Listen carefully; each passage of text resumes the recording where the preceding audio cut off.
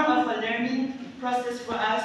And we not only learned from our resource persons, but we also learned from each other. During so many other activities that we have done, we, fun, and at the same time, we, learned from each other. I would like to thank resource persons and also the our deputy missionary who's dynamic and energetic leader. She has been constantly supporting us, in day out and day in.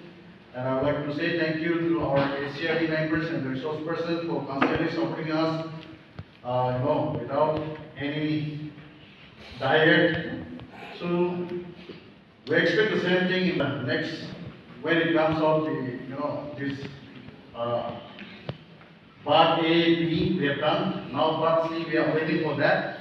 So we will be getting for what the same, even in the days to come. Thank you so much.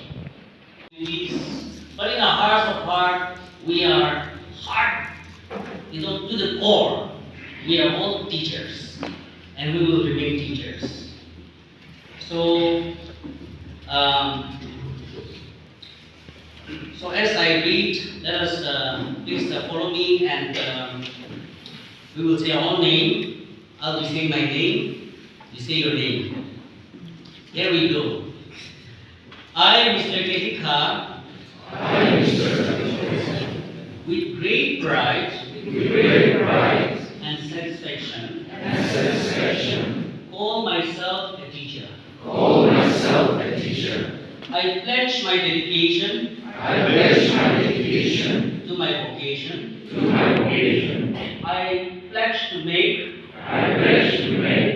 Really say they have ignored the children, but they have placed our training as the priority, and that also goes on to show their dedication. A strong team of officers and team members, 10 of them have dedicated. And I pray that God will bless the children and the family back home as well.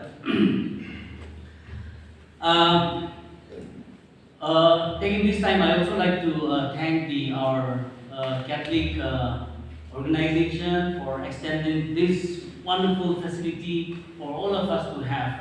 They could not be here, but our sisters, the in charge caretakers of this facility, they have been very cheerful, supportive, willing to kind of extend any kind of support that we request from them. So I also like to thank the diocese of Kohima, especially the sisters, who have cheerfully, served us, cheerfully, help us in this training station. So, as teachers, like I said, we can keep on talking, but I know our hearts are also, pulping, and so heartbeats are, beating fast. I must make this short, and the pledge that I'm going to take this honor to administer. Some of our team members have drafted the pledge, but it is not imposed on anyone. We have deliberated whether this, which we'll be providing to our students very shortly. Then I must especially acknowledge two super active officers from the Directorate of School Education. So I have taken the liberty to designate them as co-wardens. So, Madam Irali Su, Deputy Director, Directorate of School Education, Mary Promen, Assistant Director from the Directorate of School Education. And I'm not supposed to leak everything, but we decided to be transparent. So actually, Ma'am Irani thought that yesterday was the last day of the training session. So she packed all her things to move down to the Dimapur. But I told her that our program continues till today, and then she got very excited and she decided to stay back. So I must, on behalf of all of us, I must appreciate for the kind of support, the pillars of support that they have extended to all of us in this training session.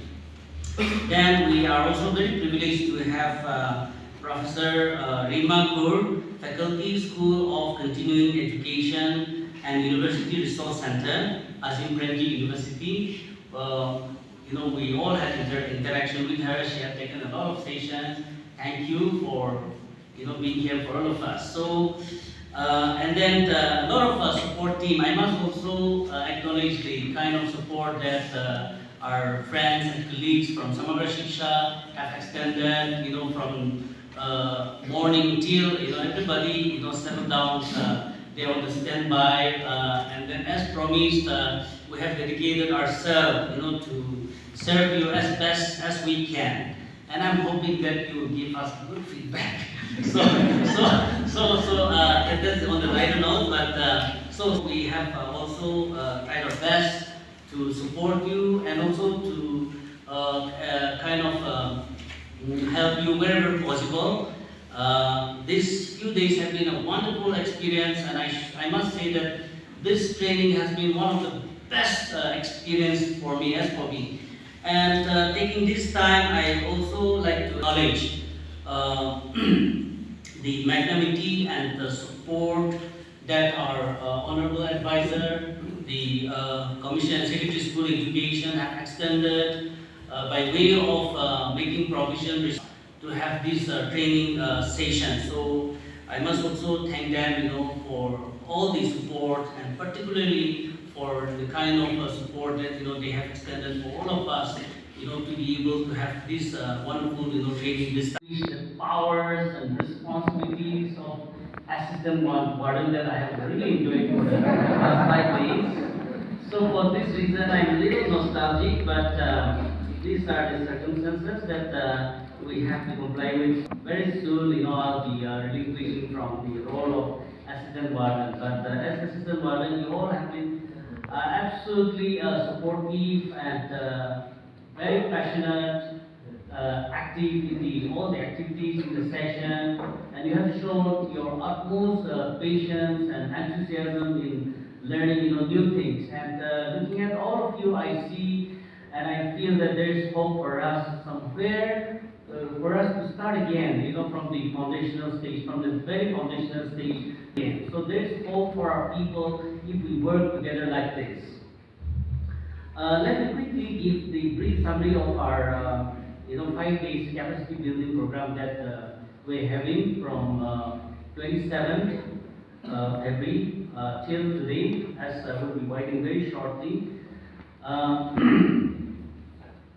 We have a total number of 87 participants from the school education, comprises of 52 trainers of teachers from EBRCs, 35 head teachers and teacher in charge from GPS and GMS because of the shortfall of TOTs you have been called, and all of you have responded very positively. So I must appreciate all of you for turning up for the training and for showing your willingness to go and train our teachers in the EBRCs.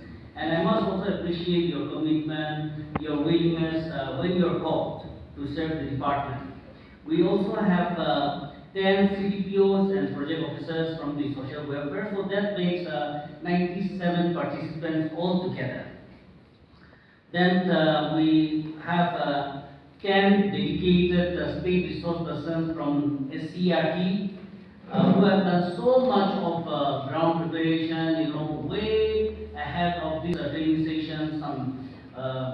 In fact, a year back or even beyond that, they have been preparing this training, and they have given a lot of time and a wonderful session for all of us to enjoy. We also have 3 resource persons, from the Change in Foundation New Delhi, who are based in Kohima, who have which we have taken a decision. I'm so happy that the preparation is already midway. It's early to start. It's quite good to hear that we have started early. So the question of who are the unaccompanied children? See, they're all part of our system. We are all part of this thing. So earlier we like to think that we are dealing with different people, but we are all working for the same target. So I'm so happy that we are today working like this as a team. In terms of administration, the school education, we have 46 blocks. RD, they will have different blocks. Social welfare also, you will have 72 CDPO blocks, right? 60? So convergences in terms of even health sector also. Health sector, they have their different blocks. So we need to do a new delimitation of our administrative zone so that the confluences, so that we integrate all these together. In our department, between the age of employees between 21 to 30, it is a little above 4% of our total employees. Between 31 to 40 years of age, we have about 41% of our employees. So today, I'm led to believe that as we prepare, we are also having our own anxieties because we don't have a young workforce, but we have people who are in their mid-career who are capable. So we are happy that many of you are drawn from this what we call 31 to 40 years of age. So we have a very vibrant trainers amongst us. Collectively, you will be going to your own blocks and training people again. And so in the process, we expect to train around 5,000 teachers all over the state. I keep repeating this. Every year as teachers, when matric results are announced, the directorate officials also, as well as all the teachers, we hung our head in shame because matriculation results, some are good, but in most cases, nil results, nil pass out. So as I move around different schools and observe, we see that the number of students in class 9 with the bottleneck. The amount of students we have in class 9 is very huge. So I've been telling all the teachers, please be kinder to these class 9 students because many of them will drop out from class 9. So overall, all over India, the dropout percentage is the highest in Nagaland. Of course, language diversity being one, and there are so many other factors. Of our, what do we call social welfare officials who are here. And I was told that two of our participants, they brought in their children also, their babies. So that's something which very nice to hear. And I would also like to acknowledge Madam Rimako, all the way from Zim Premji, and all the officials who are here.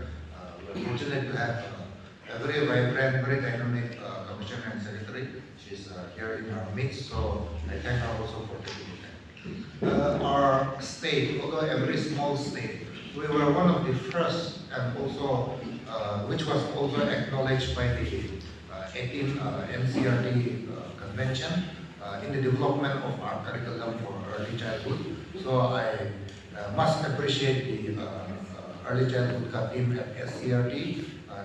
There used to be 6 of them. One has gone for maternity leave, another one is on another leave. So I want to congratulate them, and also I take this moment for coming out with a very extensive thing. India as a country, we all know under the leadership of Modi ji also, and also at the leadership of our minister, who is a very seasoned leader. He has been 2 times our district. We compare the development of India's what we call global presence in education along with many other developing countries. And what we are also seeing is that everything is based on OECD model. So the European model is used as the parameter to define, and this is something which I've been putting across to Delhi also, which is unfair because if you look at the developing countries, we need to set our own parameter.